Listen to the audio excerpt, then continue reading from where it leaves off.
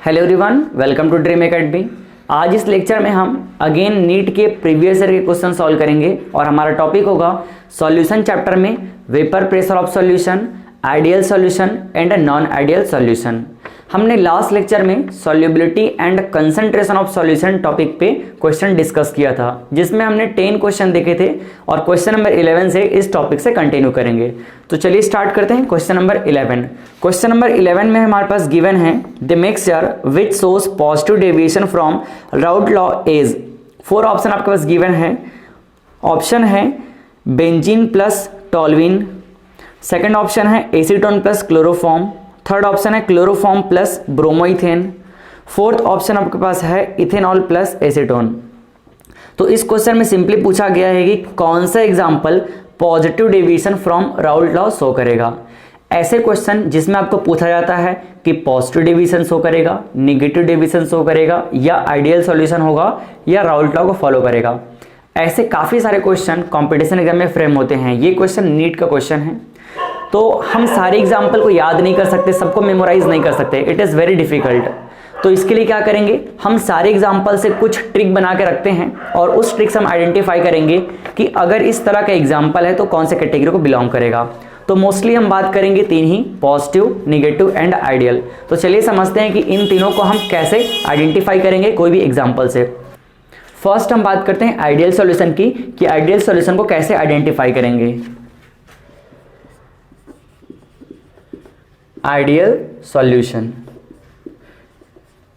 तो ideal solution ऐसे liquid form करते हैं जिनके मॉलिक्यूलर फॉर्मूला लगभग सेम होते हैं। So ideal solution are formed by those solution which having almost same molecular formula, almost same molecular formula. जैसे कि अगर आप देखेंगे कि ब्रोमोइथेन, क्लोरोइथेन, ये क्या ऑलमोस्ट सेम है। एग्जांपल मैं यहाँ पे लिख देता हूँ। हालांकि हमने काफ़ी डिटेल में इसके बारे में हमारे थ्योरी लेक्चर में बात किया है, जिसके बारे में अगर आप जानना चाहें तो सॉल्यूशन चैप्टर के प्लेलिस्ट में जाकर के देख सकते हैं।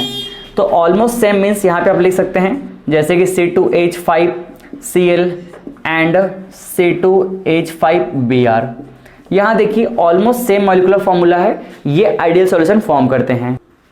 अब सेकंड हम बात करेंगे ऐसे सॉल्यूशन की जो राउट लॉ से पॉजिटिव डेविएशन शो करते हैं। तो आइए देखते हैं पॉजिटिव डेविएशन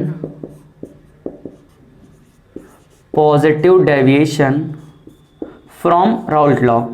ऐसे सॉल्यूशन को हम कैसे आइडेंटिफाई करेंगे। तो इस तरह के सॉल्यूशन तब फॉर्म होते हैं जब इसमें क्या मिक्स हो, अल्कोहल वाला ग्रुप मिक्स हो, या कार्बन डाइसल्फाइड वाले ग्रुप मिक्स हो, या कार्बन टेट्राक्लोराइड वाले ग्रुप मिक्स हो। तो मोस्टली अगर आपको किसी भी सॉल्यूशन के एग्जांपल में ये ग्रुप दिखाई दे तो समझ जाइए वो positive deviation from Raoult law वाले सॉल्यूशन फॉर्म करेंगे।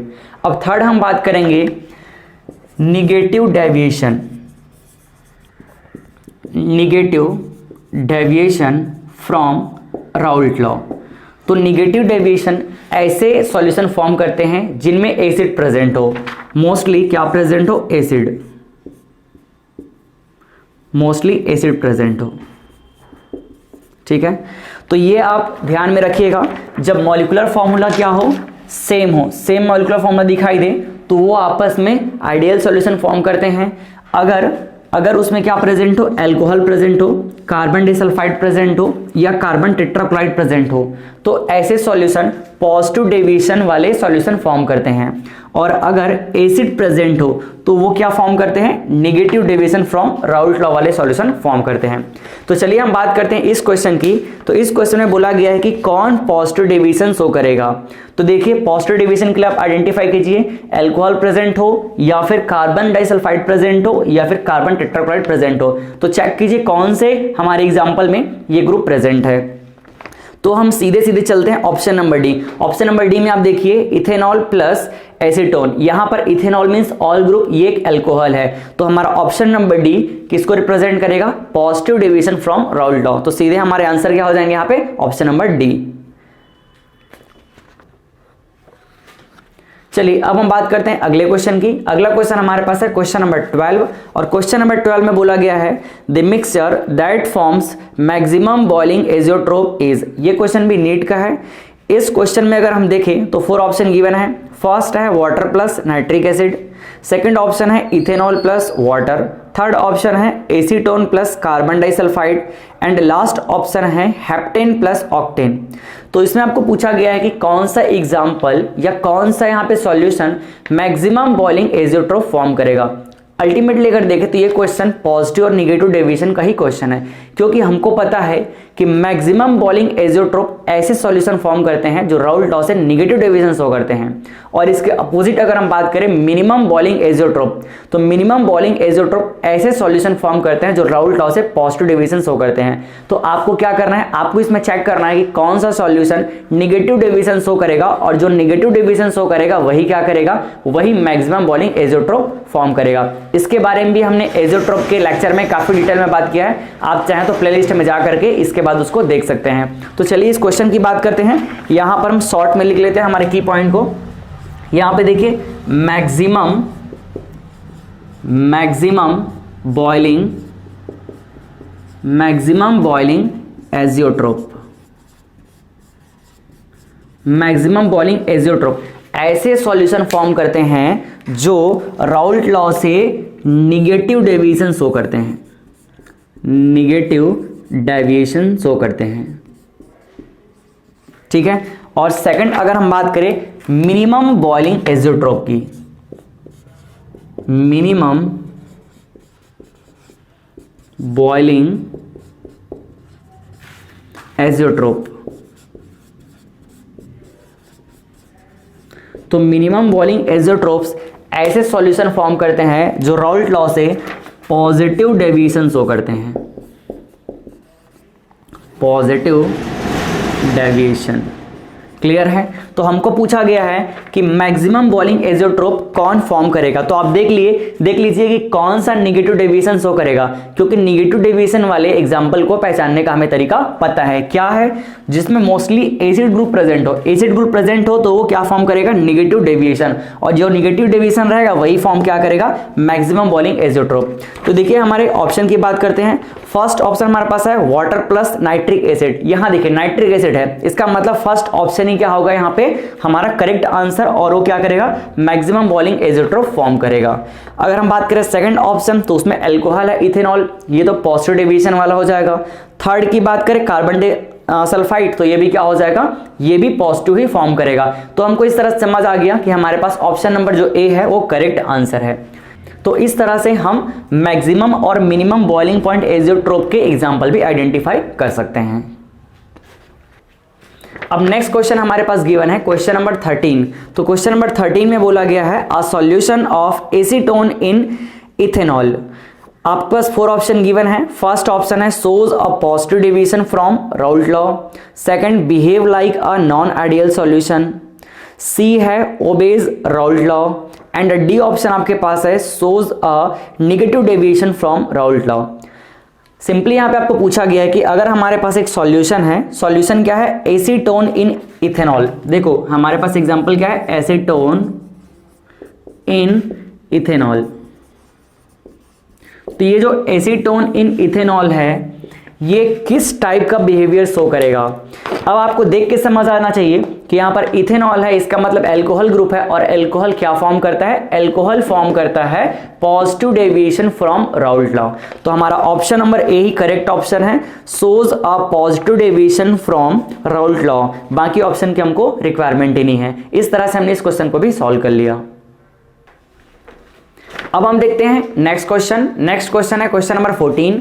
क्वेश्चन नंबर 14 में बोला गया है all form ideal solution except, और आपके पास 4 ऑप्शन गिवन है। इस क्वेश्चन में सिंपली आपको ये बताना है कि किस ऑप्शन को छोड़ करके बाकी सभी आइडियल सॉल्यूशन फॉर्म करेंगे। मींस आपको ये बताना है कि कौन सा एग्जांपल यहाँ पे आइडियल सॉल्यूशन का नहीं है।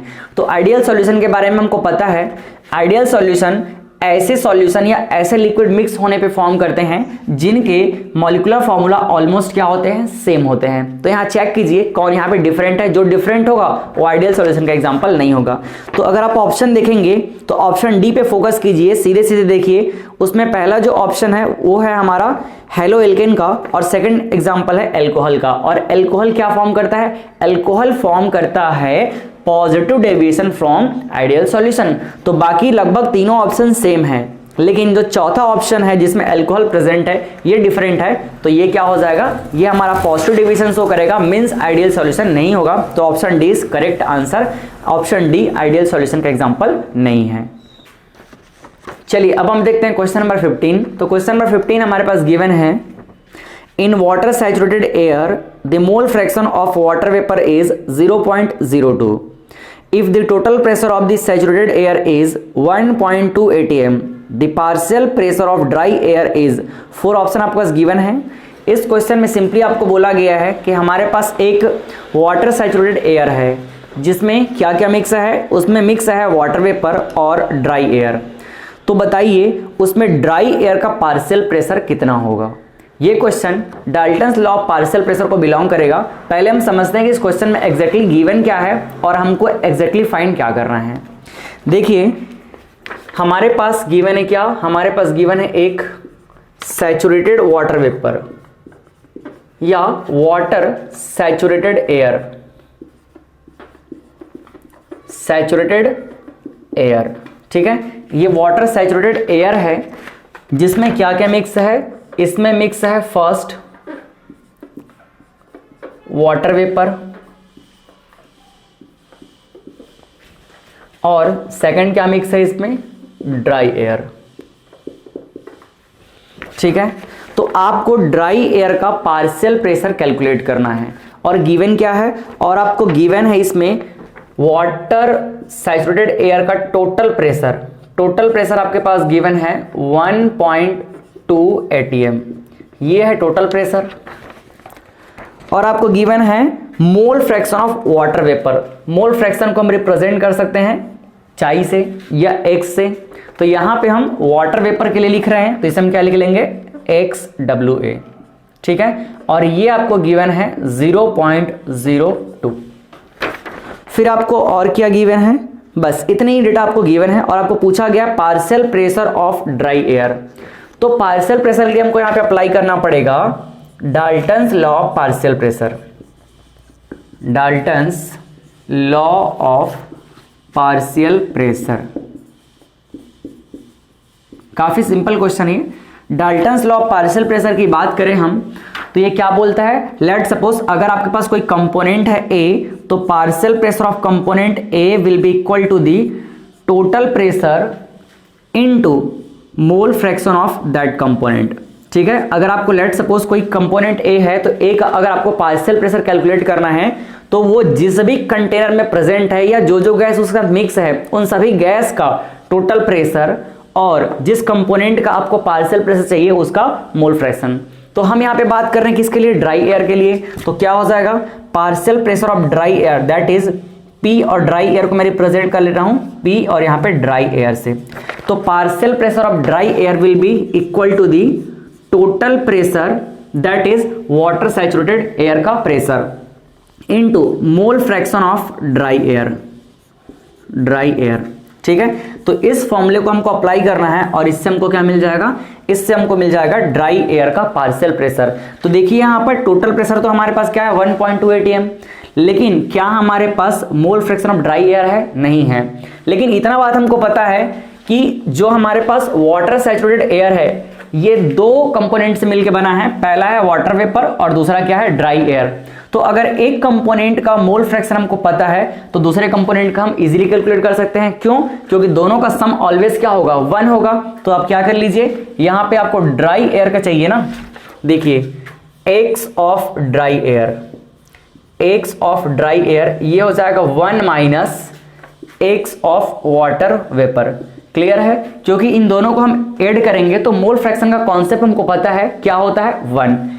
सम of all component of mole fraction is always unity. तो यहां से हम क्या करेंगे, यहां से dry air is equal to हो जाएगा 1 minus mole fraction of water vapour.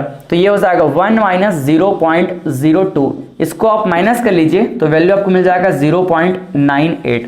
तो यहाँ सिंपली हम क्या लिख सकते हैं, सिंपली हमको मिल गया यहाँ पर x dry air equal to मिल गया 0.98। अब दोनों ही वैल्यू को हमको क्या करना है, PT और यहाँ पे x ड्राई एयर का वैल्यू पुट कर देना है, और पुट करने पे हमको मिल जाएगा partial pressure of dry air. तो देखिए पुट कर लेते हैं वैल्यू। PT कितना है हमारे पास 1.2 ATM, और x ऑफ ड्राई एयर अभी हमने कैलकुलेट किया है, ये क्या है 0.98। इन दोनों को आप मल्टीप्लाई कर लीजिए, मल्टीप्लाई करने पर आपको क्या मिल जाएगा, partial pressure of dry air. कितना हो जाएगा ये, इसको मल्टीप्लाई कर लीजिए, ये हो जाएगा 1.176 और यूनिट होगा अगेन इसका ATM। तो ये हमारा फाइनल आंसर, ये हमारे ऑप्शन नंबर डी को मैच करता है। तो ये है option D is correct answer. अगर हम इस क्वेश्चन में थोड़ा और बात करें तो आपको पूछा जा सकता था कि वाटर वेपर का पार्शियल प्रेशर कितना होगा, तो वो भी आप कैलकुलेट कर सकते थे। उसके लिए फॉर्मूला आपका बन जाता partial pressure of water vapour is equal to total pressure into mole fraction of water vapour, जो कि पहले से आपको गिवन है। तो इस तरह से हमने इस क्वेश्चन को सॉल्व कर लिया। काफी सिंपल क्वेश्चन था जिसमें हमको Dalton's law of partial pressure apply करना था। ये कॉन्सेप्ट तभी यूज होता है जब हम गैस की बात करते हैं।